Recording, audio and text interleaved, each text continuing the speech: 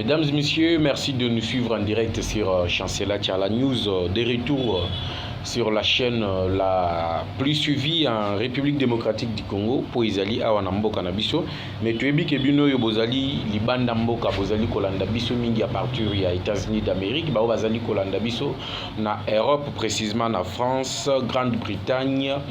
Mes condoléances na ba obaza na Grande-Bretagne précisément pour na liwa ya Reine Elisabeth oyo auti otika biso. Salutations également na ba oyo bazali na continent ya Asie na ba OP bazali na Afrique na biso tozali kopesa bino mbote Jeff Badibanga semono ba o bayebinga bayebi ba o bayebina noté ezali esengo ya okutana na bino pour la toute première fois na etandoike ya Chancela Tchala News. Salutations na Bertin Sima caméra Mosala Kitoko lelo na tongo wa tokomeka kosolola na bino mayematali actualité politique ya mboka na biso République démocratique du Congo o ezali principalement dominé na arrivée ya envoyé spécial ya Joe Biden, donc le haut représentant ya président américain Joe Biden oyo azali kokoma mokolo mwa lelo si je ne me trompe pas le 12 septembre na capitale ya République démocratique du Congo Kinshasa.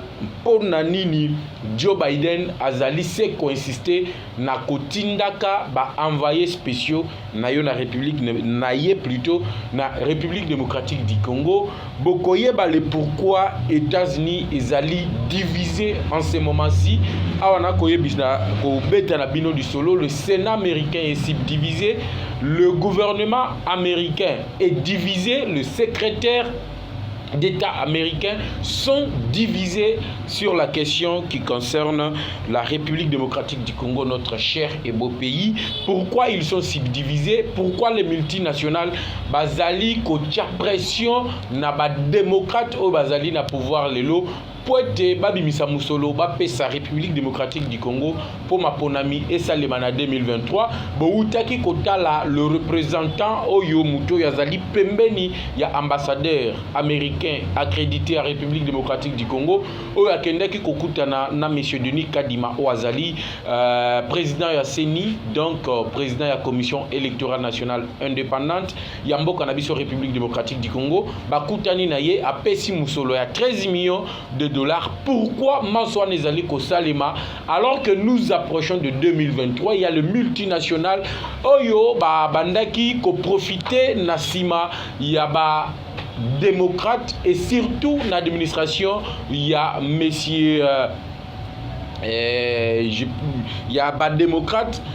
poete baya ko déstabiliser est la République démocratique du Congo basalaki yango poete babandaki ko kanisa été soki est la République démocratique du Congo ezali déstabiliser économie na bango et ko continuer na komata, mais ils se sont rendu compte que la déstabilisation il y a est la République démocratique du Congo, c'est plutôt la Chine qui a profité la déstabilisation wana, c'est plutôt la Chine oyo ezuba minéraux stratégiques et que les États-Unis d'Amérique n'ont pas profité beaucoup la déstabilisation ya est ya République démocratique du Congo et awato kobeta na bino lisolo le républicain bazali ko s'imposer parce que bangonde bazali majorité au niveau ya Sénat américain ba lobby que kabal tout ya ba occidentaux et koki kolekate na République démocratique du Congo. Voilà le premier point. Le deuxième point, nous allons parler na inauguration ya route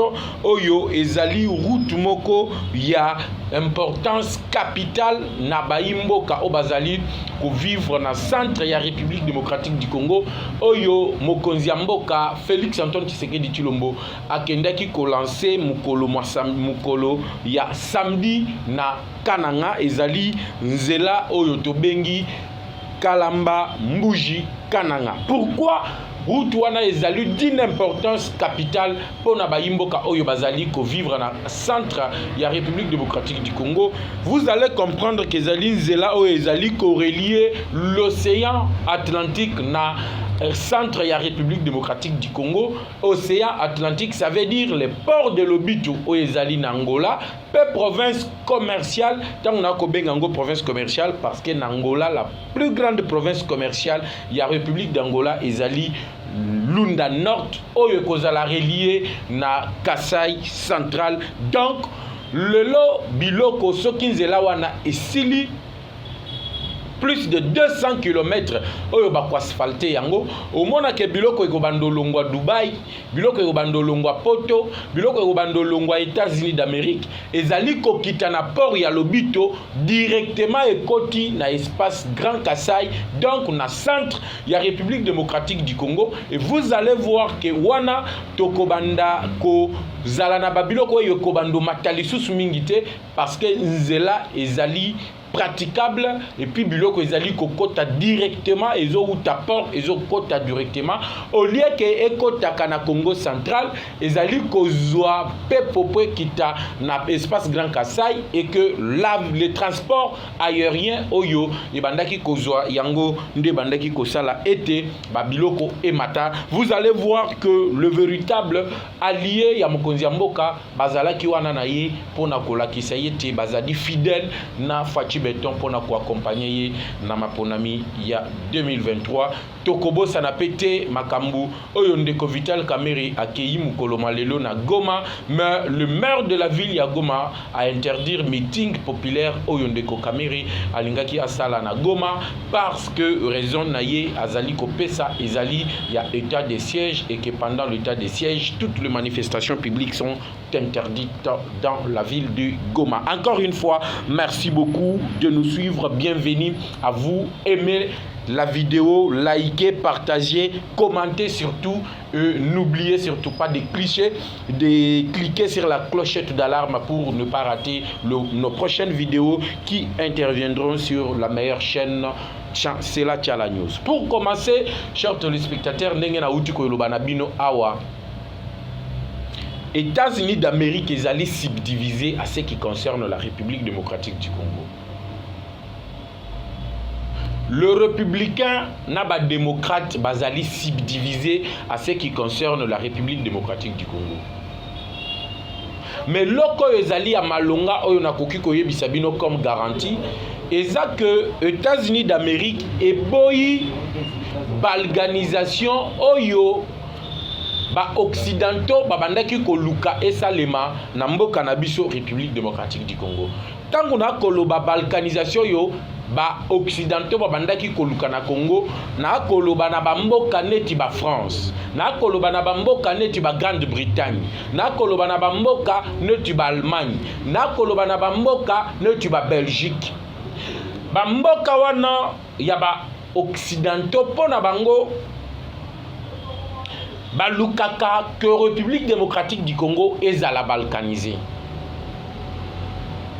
Yango mona kabatinda kabactiviste o ba mouvement citoyen o biso batel o biso batel, mais ba mouvement citoyen wana tout ezala ka financé par le pays occidentaux.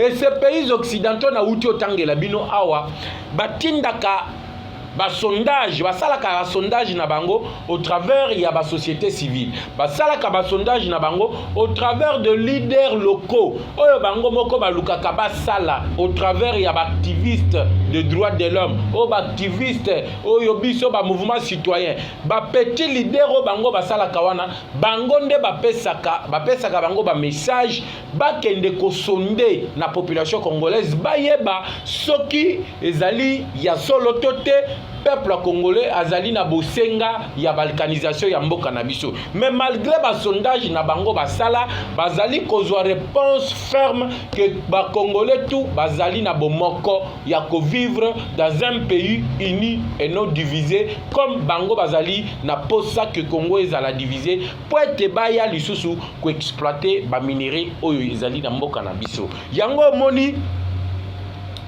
au travers ya ba leaders locaux, au travers ya ba activistes de droits de l'homme, au travers ya ba leader ya société civile, au travers pe ya ba mouvement citoyen bazali koluka tribalisme ekota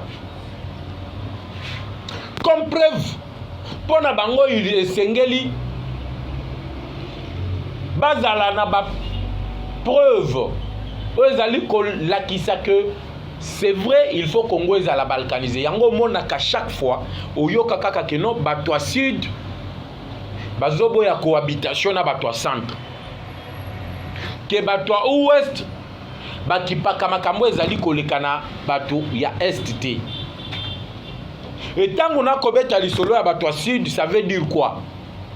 Donc bato Katanga balingaka bato Kasai te, parce que les Katanga c'est au sud, les Kasai c'est au centre.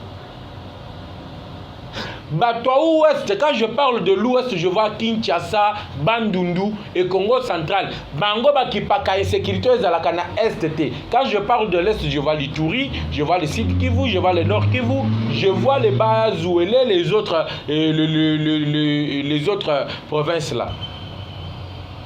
Et ceux qui baluki conflit wana, baluki ya no tribal et que batu bakomi koboma na bango, ils auront maintenant l'occasion de dire balkanisons la République démocratique du Congo. Mais c'est là où ils ont trouvé la résistance farouche, il y a États-Unis d'Amérique.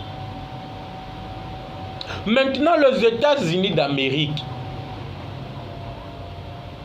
administration ya Barack Obama, administration ya Bush, yango nde esali que la République démocratique du Congo est en insécurité. Pourquoi? Parce que eux pensaient que ce qui est la République démocratique est en insécurité, ils pouvaient profiter de nos ressources minérales pour combattre davantage économie na bango. Mais aujourd'hui, démocrates bazongi na bokonzi.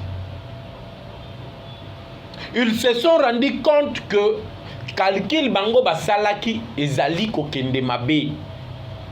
Peut-être c'est la Chine qui a profité na désordre oyo ezali kosalema na kati ya République démocratique du Congo.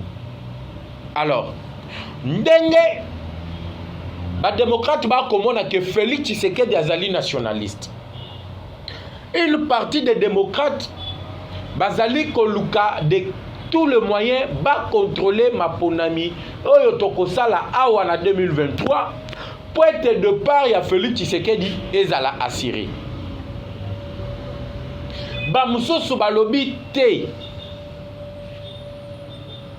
soki Félix Tshisekedi akei mutoyo akoya s'attacher de plus en plus na ba chinois. Alors vaut mieux totelemela ba multinationales. Vaut mieux totelemela batoyo bazali à la base il y a insécurité il y a est. Voilà la division qui entre dans le parti politique des démocrates aux États-Unis d'Amérique. De l'autre côté, les républicains disent que bango, il faut ba démocrate ba kendi. Poete bango bazonga na bokonzi. Yango bolanda qui pré-campagne à Donald Trump, il a parlé de la République démocratique du Congo.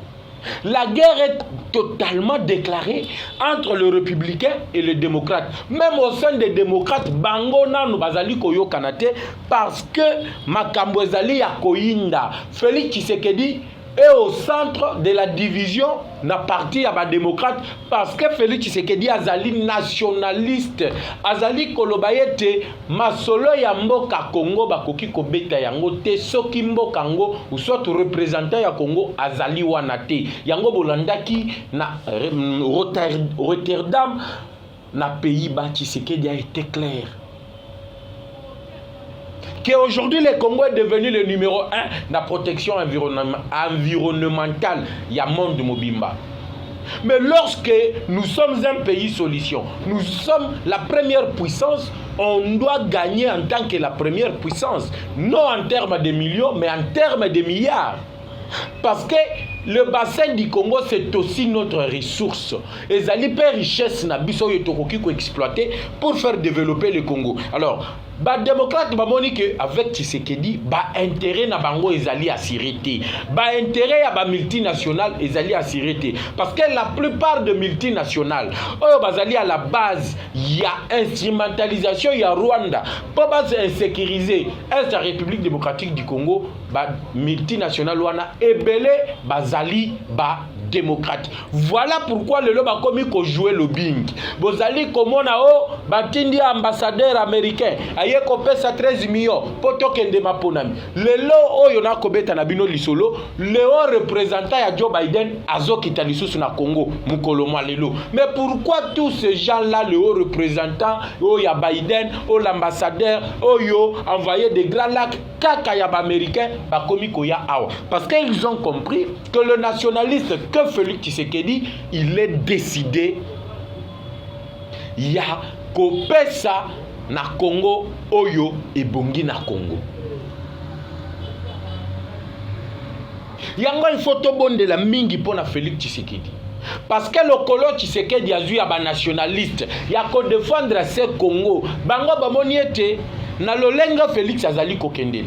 Mobilisation à recette ezo salema. Tshisekedi a kuti budget ya mboka na 4 milliards. Ya komi okomisango na 14 milliards. Soki mboko est organisé, bazui appareil sécuritaire ya makasi. Soki mboko est organisé, bazui misolo na ba banque na bango, biso ba américain to kozala lisusu na même misité. Qu'est-ce qu'il faut faire? Il faut s'assurer du départ de Félix Tshisekedi parce que c'est un nationaliste qui pense que mboka na ye et se retrouver na ba richesse ya Congo. Voilà le plan et le but ya ba déplacement ya ba yi Amérique oyo bazali koya na mboka na biso parce que chez eux-mêmes ils sont subdivisés. N'oubliez pas que la commission des affaires étrangères, ya Sénat américain, est dirigée par un certain républicain de grand renommée et sengaki na gouvernement américain va sanctionner Rwanda parce que c'est le Rwanda qui est l'auteur des crimes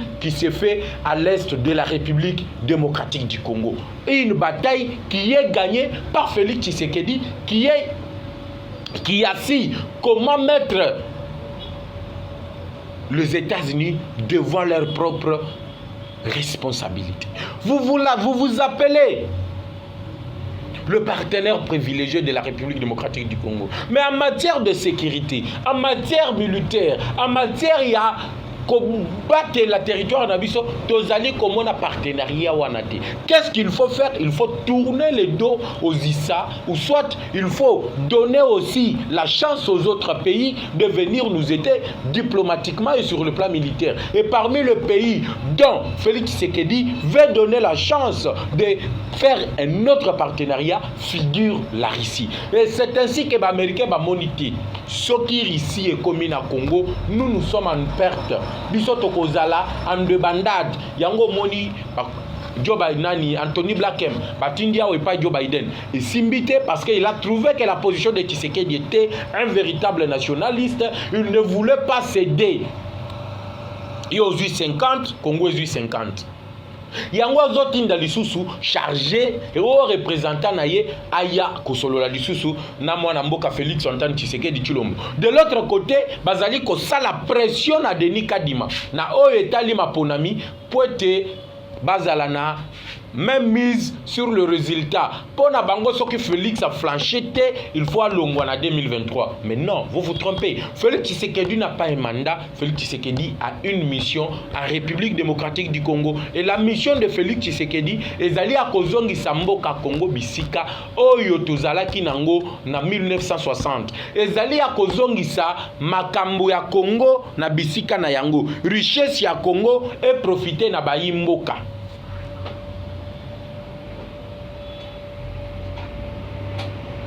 Yango mona kabatuba koloba ba voyage à mokonzi ya mboka eleki belé mais bazali ko comprendre te diplomatie ni mokonzi ya mboka ko sala bato bazalo ba la diplomatie de Tshisekedi a échoué. Mais non, avec la diplomatie de Tshisekedi, l'Ouganda a été condamné à payer 365 millions de dollars à la République démocratique du Congo pour dommages et intérêts à guerre oyo bango basala kina Rwanda na partie est na biso, disons Kisangani. Le loyo il a fallu l'arrivée de Félix Tshisekedi pour montrer que l'Ouganda vient de verser la première tranche de 65 millions de dollars. Ou on a lu sur la diplomatie à échec? Non, c'est parce qu'il y a l'amour d'abord du Congo. Il y a l'amour de servir d'abord la nation. Il y a l'amour de faire mieux. yango tozali kosenga na baimboka, soutenons le président de la République, soutenons Fati Beton. Topé ça y est confiance. Topé ça y est encore chance, il y a deuxième mandat. Vous verrez que Nzalao Tozali Kolela Lelo et Kozala Lissousté na Congo. Vous allez voir que les choses vont changer. Lelo ba imboka o bazali kofanda na mboka na capitale à Kinshasa. Bazali komona les véritables œuvres ya mokonzi mboka Félix Antoine Tshisekedi Tshilombo. Lelo ba komona que sur le plan infrastructure, avec la confiance que Félix Tshisekedi a payé à Gentini Ngobila, vous allez voir que les routes ont construit les routes à Kinshasa. Vous allez voir que le commune Zaki na capitale oyo bandaki moyen ceux qui ont na commune à Bumbu, moyen obima makala ezate, ceux qui ont na makala, moyen obima selemba ezate parce que banzela ezala quitté. Depuis l'indépendance ces routes là et Beba et Koufa. Mais tomoni que na régime ya Félix Tshisekedi, na gestion ya ville à Kinshasa et pas ya Gentini Ngobila, banzela ezali kotongama. Avec la gestion de Gentini Ngobila, aujourd'hui le projet métro ezali kochama na ville à Kinshasa. Na gestion Gentini Ngobila, Moussala na ville à Kinshasa, éclairage public, ce qui ont des boulevards. Au moins, on a quand même que le Kinshasa est éclairé, éclairage public ezali. Vous allez voir qu'aujourd'hui, on est en train d'essayer de mettre de l'ordre dans la ville à Kinshasa. Et moi, je me suis toujours demandé, ce qui Kinshasa ici, ils ont chance, il y a Kozwa Mutuneti, gouverneur de la ville de Kinshasa, Excellence Gentini Ngobila, na Moussala ou Yazali Kosala. Avec le petit, le maigre moyen, Oyo Gentini Ngobila Zali Kozwa. Au travers il y a ma contribution na ba paiement ya ba taxe na biso amike ba mususu ba ko attaquer non azali ko yiba azali ko escroquer ba to moto ba 500 francs ya ba taxe, mais non, c'est au travers ya mbongo wana nde basalaka edi ezanini boyo kanga malamu, c'est le budget du gouvernement provincial na mbongo wana ya ba 500 oyo bande ko na biso ba moto ba futaka na mbongo oyo ba uti ko somba ba plaque yango nde esalaka budget ya gouvernement provincial et budget wana so Salemi Gentini azimbongo wana abandi kotongela bandeko wana ya bawewa ba elengesa ba kikwite terre jaune kutu kolobate de la paix kolobate bongolo kolobate, c'est au travers ya ba 500 ya ba tomoto wana yango ba kotongela bango ba nzela wana e ba nzela oyo ezali ko salema nazali ko assurer bino sans appui ya ba étranger et tongama sur le moyen propre, les fonds propres oyo ezali mobilisé par l'hôtel de ville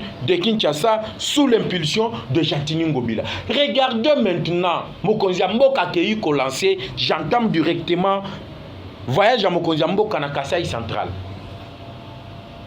Félix Tshisekedi a lancé travaux à réhabilitation et à route Kalambambouji Kanang.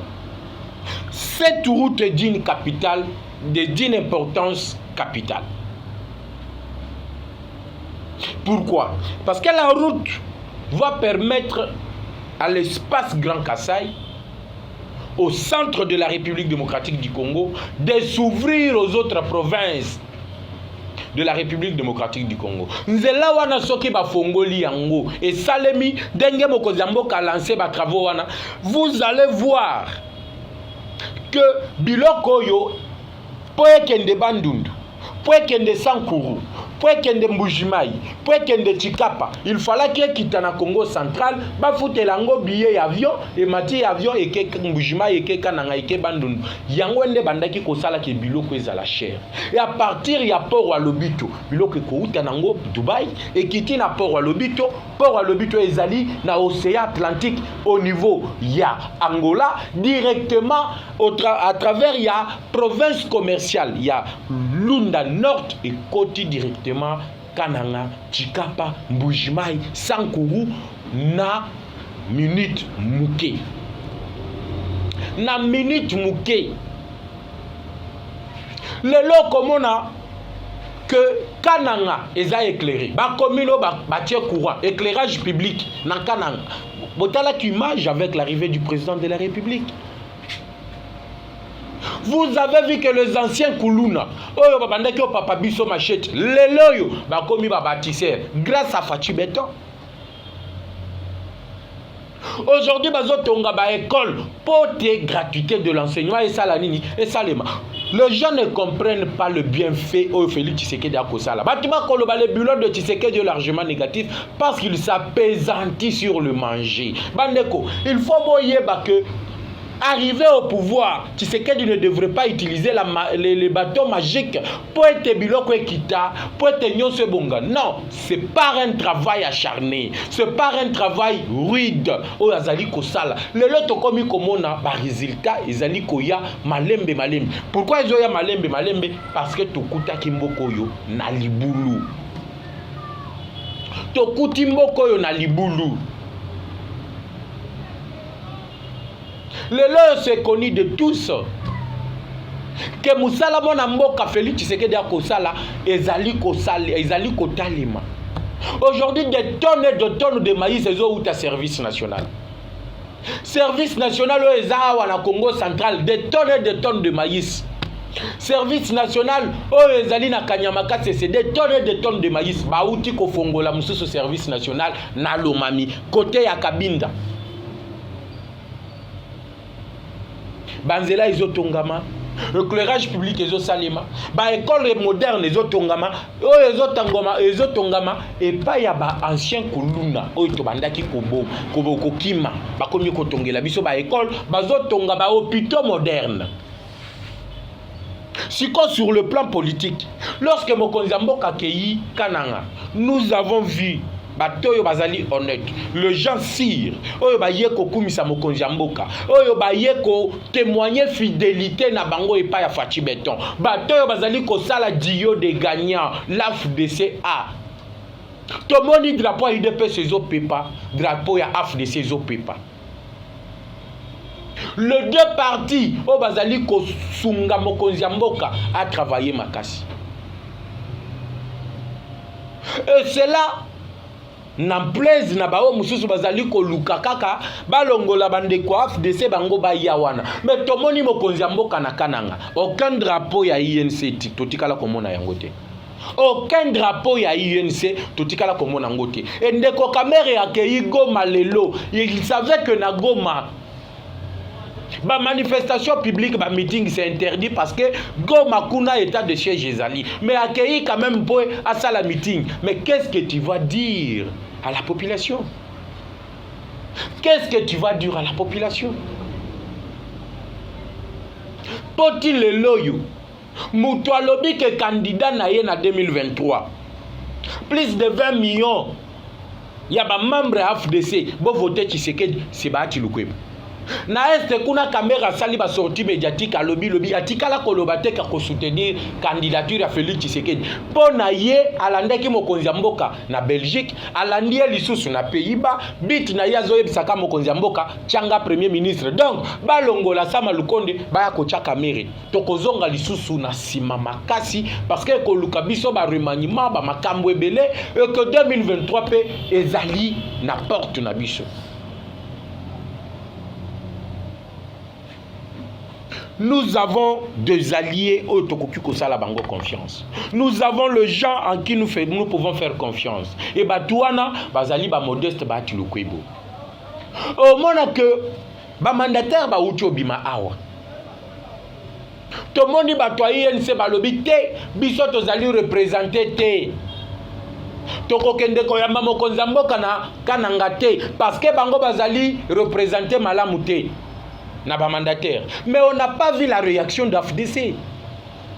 On n'a pas vu cette réaction-là parce qu'ils sont fidèles. Leur loyauté, ils allaient kota les manami so batunyonso. Bisiko batuba konyonga. Pona bango ba pesa bango ba poste ba yiba lisusu mbongo. Côté na bango AFDC et loko wana ezate. Pona bango accompagnant le chef de l'État.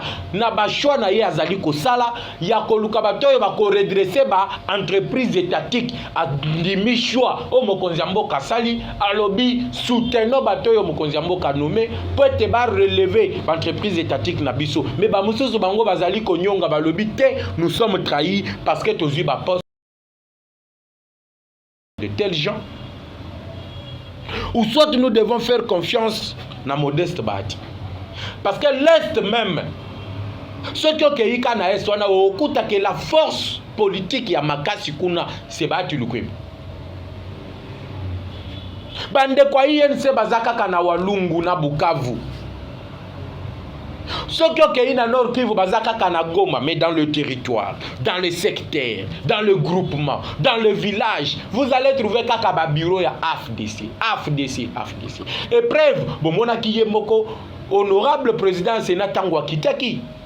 Maman na mobilisation. Population ezali kolanda parce qu'il est un leader naturel ya Kouana. Et avec lui, nous avons l'assurance de l'électorat. Poti le long de Kokamera tikala ko se prononcer soki a ko soutenir candidature à Félix Tshisekedi, l'unique personne, leader incontesté, il y a parti est à se prononcer pour la soutenir Félix Tshisekedi, c'est Modeste Bati Lukwebo. Voilà pourquoi Azali P na soutien ya biso à communicateur. Il y a eu des pèses. C'est un plaisir pour moi. Il y a Kosolo Lanabino, na Tongo Alelo, na Maïmatali, actualité politique ya Mboka Nabiso. Vous avez compris pourquoi le chef de l'État Kendeki Kuna importance nini zelawana ezali na yango. Vous avez aussi compris que les États-Unis d'Amérique sont divisés.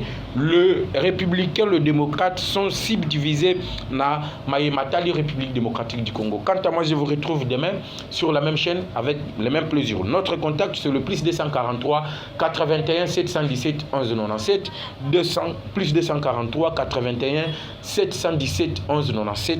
On se retrouve demain avec le même plaisir. Ciao.